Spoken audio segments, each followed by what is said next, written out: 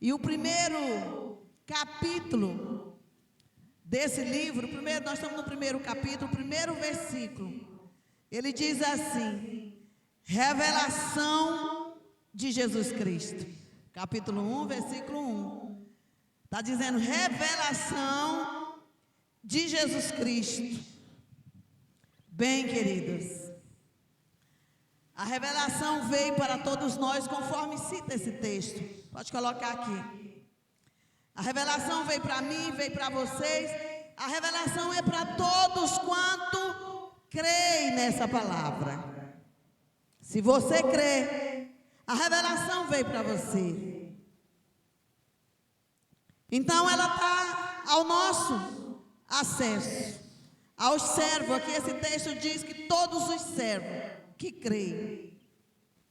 No entanto, meus amados irmãos, nós estamos vivendo um dia em que a sã palavra, essa palavra fiel, verdadeira, que transforma, que muda, que dá nova vida, ela não tem encontrado lugar no coração da maioria dos homens.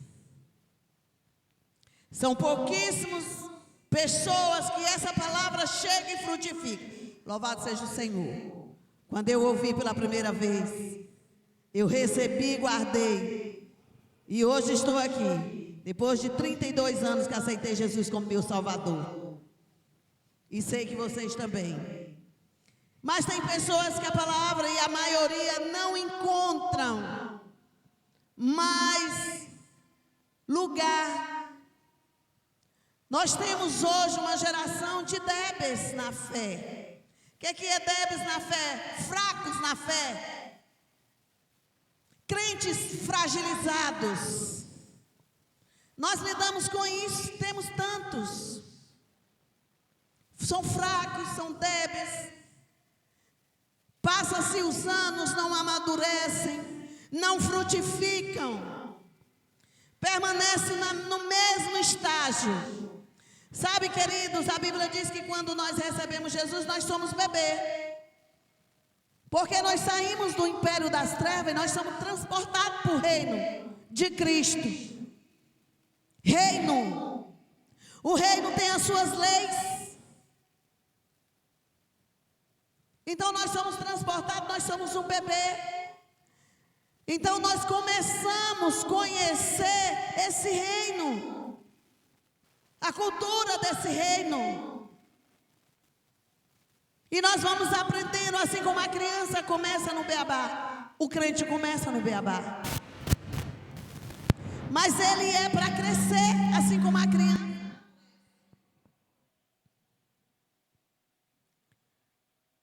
Mas os débeis não amadurecem.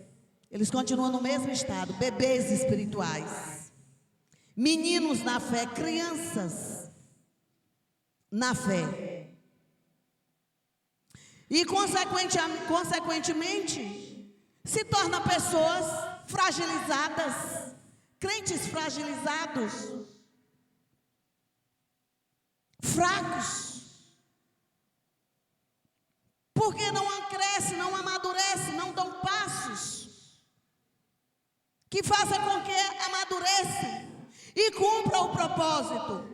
Os fracos não cumprem o propósito de Deus. Tem como você entregar uma responsabilidade para uma criança? Não tem. Como Deus vai entregar uma responsabilidade para filhos débeis, imaturos, que não crescem, não avançam na caminhada, na jornada? Não entregam. Eles ficam no mesmo patamar. Passa anos, e eles estão no mesmo patamar. Diga misericórdia. Diga, estou fora. E saia mesmo. Saia fora mesmo. Então não encontram o lugar. Portanto, temos essa geração. E tudo isso se dá pelo avanço da ciência, que facilitou o acesso ao conhecimento por meio das redes cibernéticas. Temos tantos conhecimentos. Diz os especialistas que a depressão é a doença do século. E de fato, porque a pessoa está recebendo tantas informações e não sabe como processar essas informações. E isso causa nela uma doença emocional. E o que já tem de crianças doentes emocionalmente, porque ligado na tela. E se é difícil para um adulto processar essa quantidade de informações que nós temos, imagina para uma criança. Como que ela processa? Então, tanto conhecimento levou o homem, usando uma palavra. Eu queria achar outra palavra para me dar aqui no lugar, mas não estou aqui encontrando. Está sendo filmado? Retrocedeu, não era isso que eu queria dizer, não, mas fez com que tanto conhecimento, ao invés do homem avançar, ele retrocedeu. Queridos, são muitas vozes, são tantas vozes. E é tanto acesso a tantos mestres, doutores, cada um quer saber mais do que o outro, e a grande maioria não sabem nada, não sabem nada. Veja se tem algum assunto que você clica lá no Dr. Google e você não encontra. Encontra. Significa que é verdadeiro? Não, mas você vai encontrar muito mestre, muito doutores, muitas pessoas que sabem, que se dizem saber tanto, mas não sabem nada. A Bíblia diz que essas pessoas se tornam loucas na sua sabedoria carnal. A Bíblia chama de sabedoria carnal e maligna, que torna o homem louco, desvairado. E a gente vê cada loucura, cada doideira. Então, meus queridos, o mundo mudou. Tudo mudou, mas a palavra de Deus continua o mesmo. A palavra de Deus diz que Deus é imutável. E aí, porque nós temos essa geração de débeis?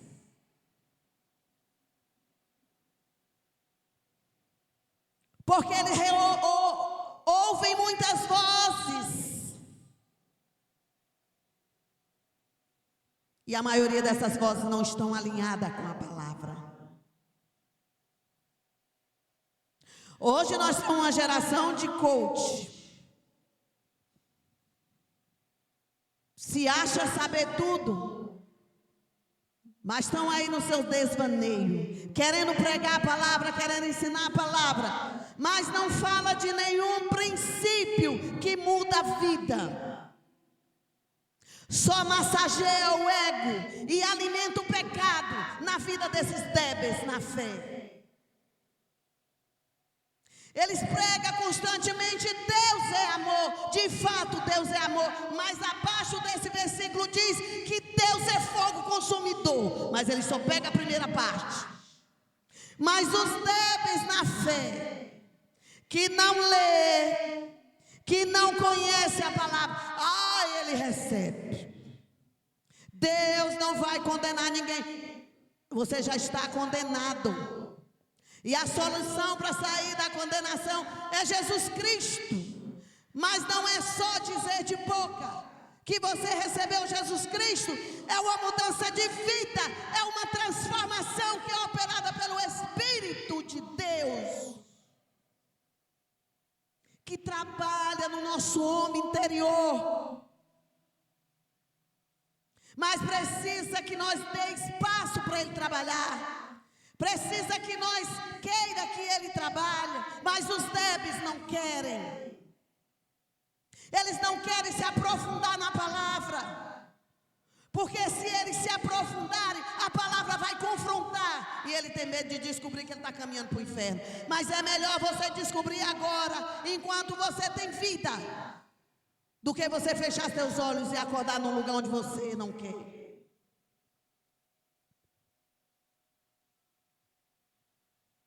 Diga misericórdia. Tudo mudou, mas a palavra continua a mesma. O nosso Deus é o mesmo. Mas para muitos que se dizem filhos de Deus, eles não se sentem atraídos pela palavra. E você não precisa me responder. Você gosta dessa palavra? Você tem prazer em meditar nessa palavra? Você tem prazer de estar com essa palavra? Não me responda.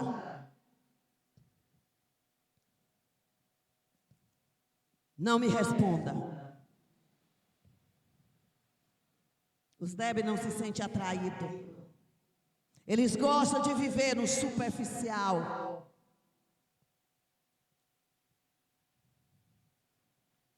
E se acham sábios. Loucos. É o que a Bíblia diz, não sou eu não. É a Bíblia que diz que são loucos. Não se sente atraído. Misericórdia. E por isso, estão buscando mestres, segundo os desejos carnais dos seus corações. Querem mestre? Não tem prazer na palavra. Vá atrás de mestre que diz o que ele quer. E você vai encontrar muitos. Você vai encontrar muitos que vão só amassar o seu ego. Você vai vencer. Nem tudo você vai vencer. Quem te enganou desse jeito?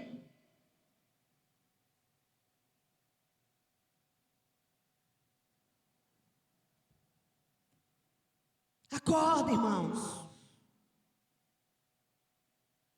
Nós cantamos aqui, se Deus fizer, Ele é Deus. Se Deus não fizer, Ele é Deus. Nem todos serão curados das suas doenças. Alguns vão pegar uma enfermidade e vão morrer daquela enfermidade.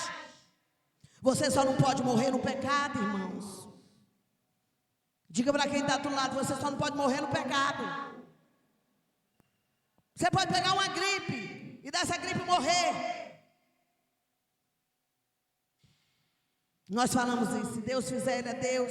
Se não fizer, Ele é Deus. Sim, Ele é Deus, é esse Deus.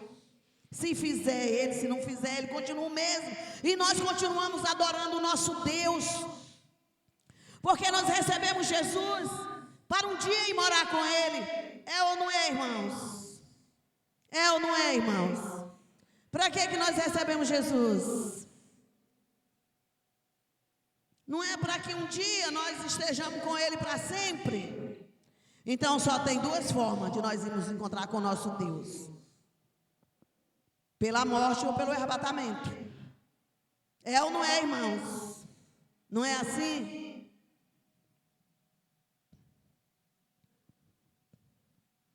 Às vezes você ora por uma coisa e você não vai ter, porque Deus não quer.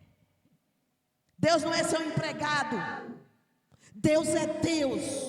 E cale-se o homem perante Ele. Esse é Deus, esse é o Senhor. Cale-se. E quem tem juízo e temor, obedeça. Quem não tem, segue na sua linha de doidura, de loucura, de incredulidade. Oh, meus queridos, como a maioria está enganado acerca de Deus.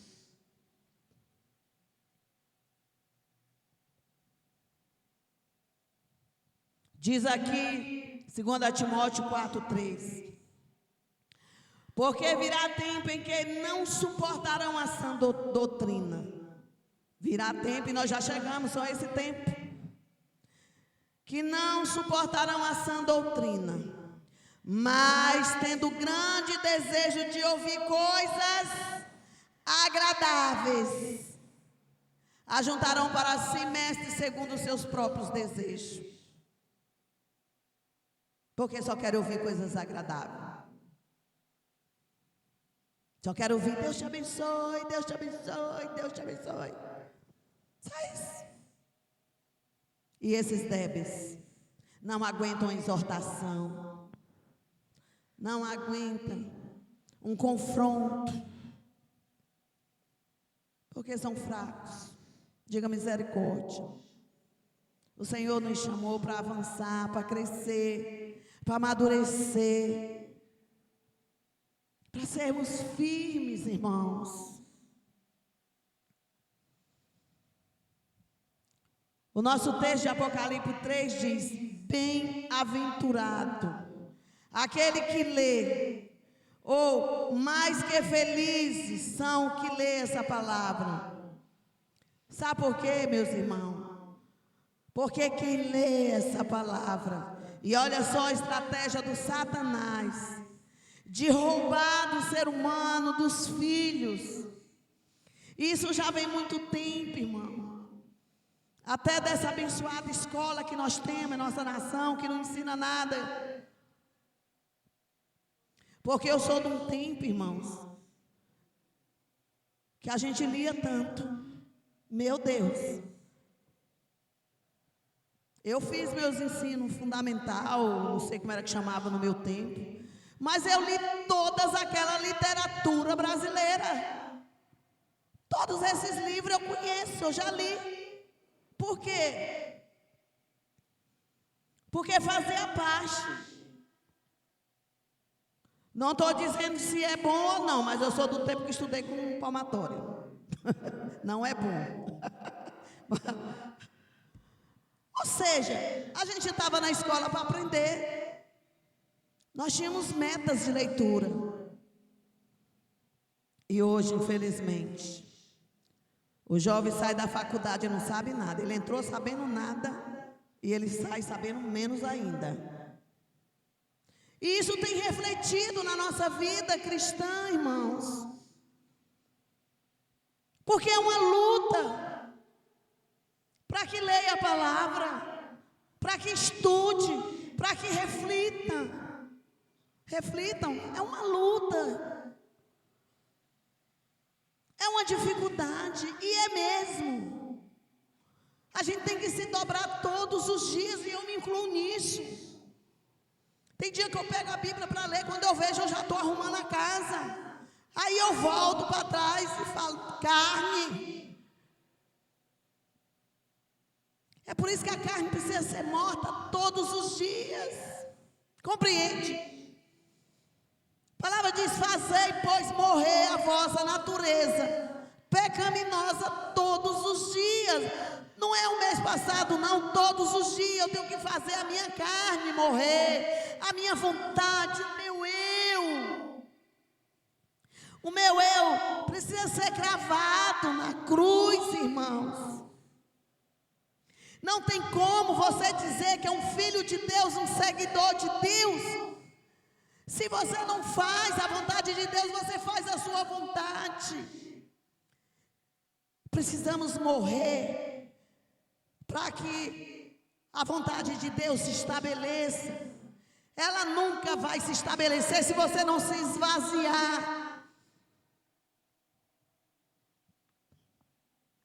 Alguém traz uma água para mim, por favor. Não tem como, eu preciso me esvaziar. Como que eu vou encher? Um copo está cheio de água. Eu preciso derramar aquilo. Se eu quero encher de outra coisa. Assim somos nós. Nós precisamos nos esvaziar do meu eu, da minha vontade. Eu penso. Meu pensamento tem que estar alinhado.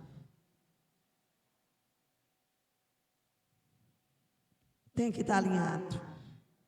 E isso é um exercício diário que vai nos levando ao amadurecimento e ao crescimento. Obrigado, meus irmãos. Ao crescimento. De tanto você mortificar a sua carne, ela vai perdendo a força. E não vai mais te dominando. Compreenderam?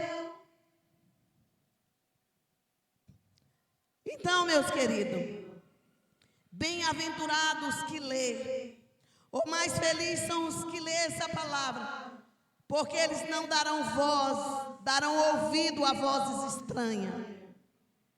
Quem lê a palavra, eles não vão dar ouvido a vozes estranhas. As muitas vozes que estão ecoando por aí, porque a Bíblia diz que a ovelha conhece a voz do seu pastor. Então ela sabe reconhecer a voz do seu Deus, a voz do seu Senhor. Ela sabe ouvir a voz de quem está instruindo a sua vida na sã palavra. Diga glória a Deus. Bem-aventurados que ouvem. Queridos, se você ler, estudarem a palavra e deixar a palavra entrar dentro da sua vida, você vai saber se o que está ouvindo é verdadeiro ou não, se vem de Deus ou não. E eu trago aqui o exemplo dos bereanos. Em Atos 17 diz que os judeus de Bereia eram os mais sábios. Paulo chegou lá pregando, ensinando, e eles receberam a palavra com amor e com carinho. Só que eles foram pesquisar, eles foram estudar. Deixa eu ver se Paulo está me ensinando a verdade. Deixa eu ver se o que Paulo está falando é verdadeiro. Eles foram pesquisar. Se você estuda a palavra, você vai saber o que é verdadeiro e o que não é, o que vem de Deus e o que não vem. Amém. E diz aqui: bem-aventurados que guardam. O fato de você guardar a palavra dentro de si gera temor. Diga temor. E o temor te afasta do pecado. O temor te faz desviar dos maus caminhos. O temor te faz ter discernimento de espírito. Assim, meus queridos, vocês não vão se tornar presa fácil para lobos, para falsos líderes que estão enganando e das quais multidões estão seguindo. Porque não subiram de patamar no crescimento, no amadurecimento. Continuar crianças, meninos, neófitos. A palavra de Deus diz que um pastor, um líder, nunca deve ser uma pessoa neófita. Uma pessoa que não tenha profundo conhecimento da verdade da palavra. E hoje o que nós mais temos são esses líderes neófitos. Que muitos nunca leram toda a Bíblia, toda a Escritura. São mestres segundo a sua vontade. Mas o crente que lê, que ouve e que guarda a palavra, eles não caem nesses laços. Ele não cai. Então, meus queridos, ame a palavra. Leia a palavra, se alimente dela. Ouça e guarde no seu coração. Ela é vida e ela é saúde para ti, tua família e a tua descendência. Ame a palavra. Reflita nesse cântico e depois nós vamos estar orando pela sua vida. Vanusa pode nos conduzir, por favor.